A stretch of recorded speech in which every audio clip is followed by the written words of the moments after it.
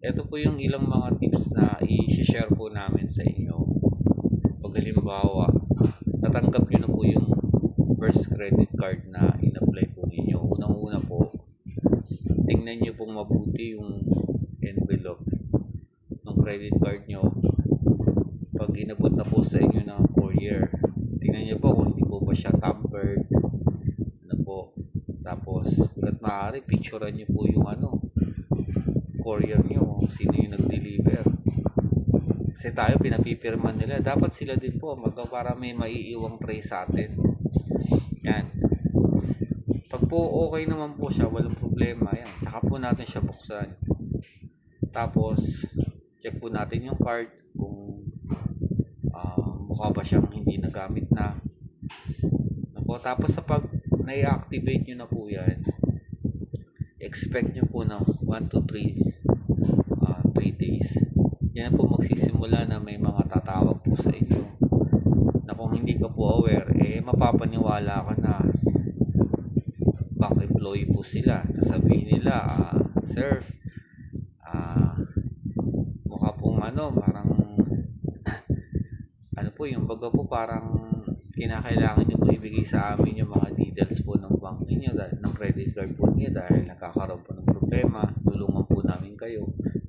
Mga boss, ganito po kasi yan, yung po kasing bangko, yung tumatawag ka na pagka may problema, ang hirap nilang tawagan yung po, ba't naman sila kusang tatawag sa atin kung may problema? Ano pong nila sa atin?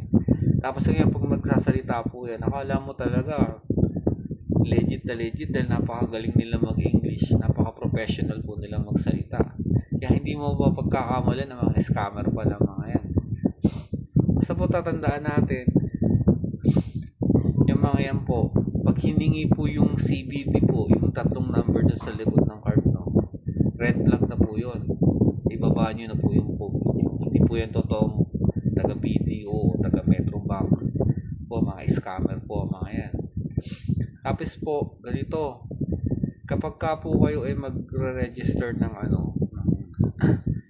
mobile number sa credit card po ninyo, dapat pumili na po kayo ng isang SIM card na talagang yung mobile number na yun talagang para doon lang sa bank transaction kaya sa credit card na yun.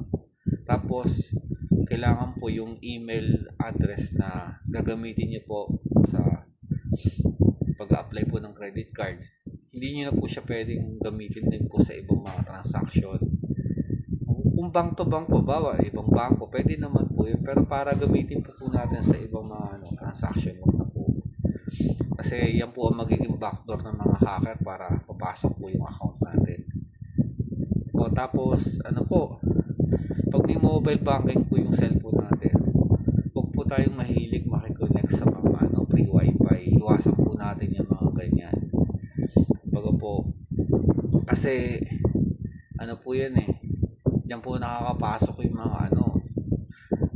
mga device po ng mga hacker para makuha po yung ating mga information. Tapos isa pa po, pagka po mag online purchase po kayo, huwag niyo pong gagamitin yung primary card po ninyo. Mag-apply po kayo ng virtual card para yun po yung gagamitin ninyo sa purchase sa Lazada, sa Shopee o kung saan man. Tapos yung credit limit po niya, i-limit nyo lang po kahit po halimbawa 10,000 to 20,000, 30,000. Pero kung sakali po makompromise, po yan, hindi po masyadong malaki yung mawawala po sa inyo na amount. Kasi paano kung hindi mo na siya parang babawi, hindi na po siya ma-reverse, kawawa po kayo niyan. Siyempre bago pa lang, prone po tayo sa pagkakamali. Tapos isa pa po,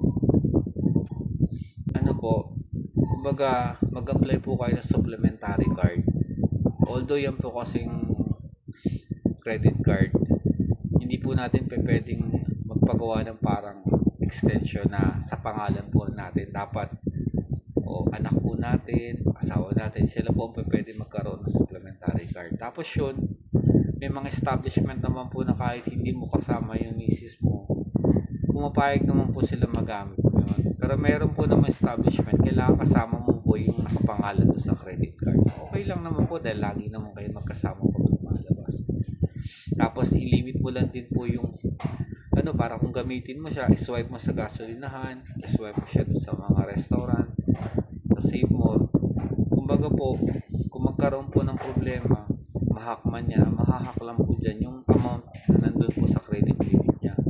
Kung halimbawa po yung credit limit ng primary card mo 2 million, safe na po yun.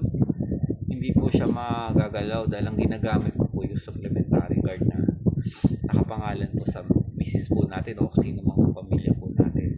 Yan po yung isa sa mga tips na inaano namin para maingatan po natin yung primary card po natin. Kasi yung mga hacker hindi naman po Diyos sa mga yun. Hindi naman lahat alam nila. Pero pagka nakitaan po nila tayo ng mga para mga butas na po. Yan. Tapos isa pa po na namin, yung pong credit card po nyo kung dadalhin nyo po sa labas, bumili po kayo ng pamblock ng RFID. Meron po niya nabibili sa Lazada, yung mga slim. Para halimbawa po na mapadaan tayo dun sa mga merong mga device. Meron po kasi yan yung clipper. Pag nadikit po siya within lang po 2 inch, makukuha niya po yung information ng ng credit card mo eh.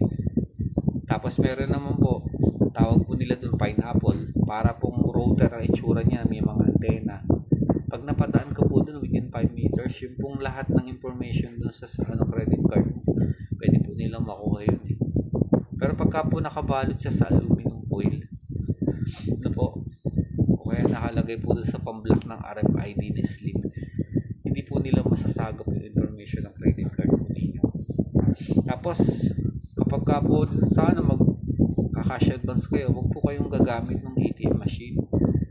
Buti po mag-cash in na lang po kayo sa Paymaya. Although pareho lang naman po may bayad dyan na 200 pesos, ay doon pa na lang sa Save na ikaw mag-o-operate. Kasi doon sa sa mga ATM machine, baka mamaya meron po yung mga parang device po na nailagay doon. Mahahack po yung credit card po ninyo. Sa halimbawa po, nalaglag po yung card po ninyo, dapat hanggat maaari, as soon as possible, may report nyo po kaagad yan sa hotline. May tawag po ninyo kasi pag po yan nagamit o napapunta sa kamay ng ibang tao, meron po kasi na mga establishment na hindi na po nanghihingi ng ID, basta itatap mo na lang yung credit card mo. Na po yun, papasok na po yung bill na sa account mo.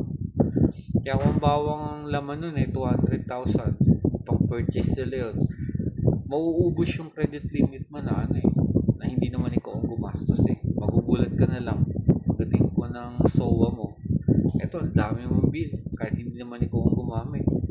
Kasi nga po, pwede po siyang gamitin as lang po, tap to pay lang, okay na yun. Sa gasolinahan po, ganun din. Tatap mo lang yun, pasok na po yun.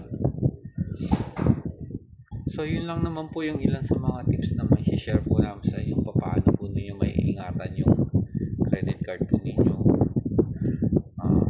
Sana lagi po natin ingatan yan dahil alam niyo naman yung mga hacker magagaling po yan.